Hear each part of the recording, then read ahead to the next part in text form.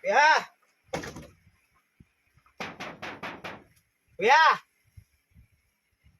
Kuya! Kuya! Tao po! Pabili! Oy, ano yun? Makakato ka naman. Tagal Ano yun? naman lumabas. Yung tubig na binili ko. O bakit? May ano eh.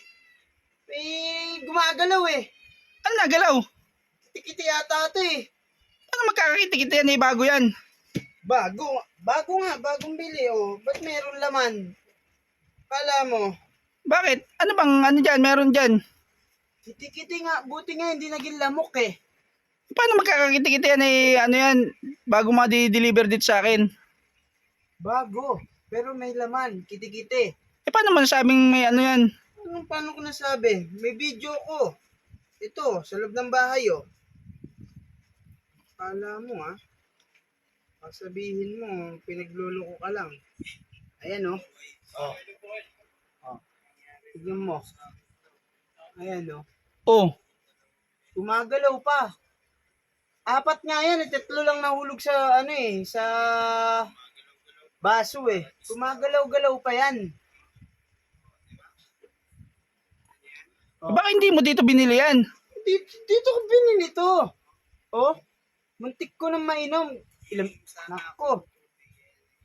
Pabalik-balik na ako ng CR kahapon pa. Tapos nagpalit ako ng bagong tubig.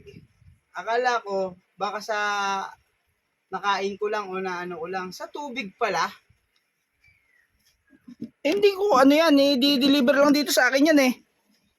Hindi naman pinapalinis yung ano. Yung mga basyo na to, nilalagyan nyo lang.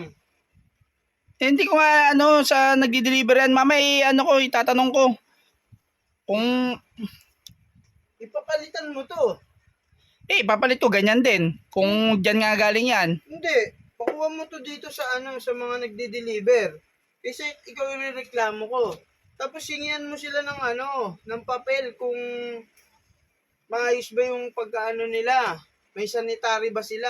Kung maayos ba yun? O mama eh, ano ko, Hingian mo sila ng papel, mamaya. Order papabalik ka ko ng dun sa order. kanila. Ikaw din masisira dito eh. Hindi ko alam eh. Ang alam ko, malinis yung ano nila eh. Malinis. Malinis ba yun? Kung hindi ko pala nakita eh, paano yung mga anak ko doon? Nakainom na. Oh, mamaya magkasakit yun. Magkaami pa yun. Eh, ang dumi-dumi nun eh. Hindi ko nga rin alam eh. Mamaya ano ko, iiwan mo na lang dyan.